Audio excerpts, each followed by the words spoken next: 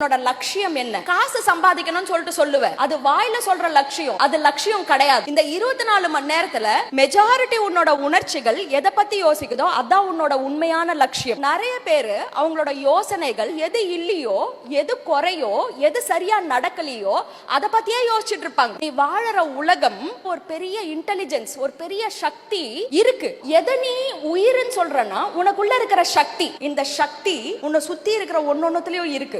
Example சொல்லணும்னா, இப்போ ஒரு விதை இருக்குன்னு வச்சுக்கோயேன், அதை எடுத்துட்டு போயிட்டு அந்த மண்ணுல நடுற. நீயா அந்த செடியை வர வைக்கிற? நீ பண்றதெல்லாம் நட்ட, தண்ணி ஊத்துன, ஆட்டோமேட்டிக்கா உயிர் சக்தி அதுல இருந்து ஏறு. இப்போ அந்த செடியை வர வைக்கிற மேஜிக் எது? அது அற்புதம் இல்ல? ஒரு செடியிலையும் அது பெருசா மரமா ஆகக்கூடிய சக்தின்றது அதுக்குள்ள இருக்கு.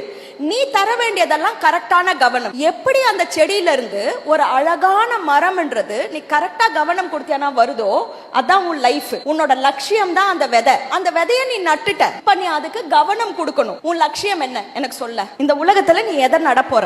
உன் லட்சியம் இப்ப தெளிவா தெரியலன்னு வச்சுக்கோயேன், பரவாயில்ல, ஆனா என் லட்சியம் என்னவா இருக்கணும்னு யோசிக்க ஆரம்பி.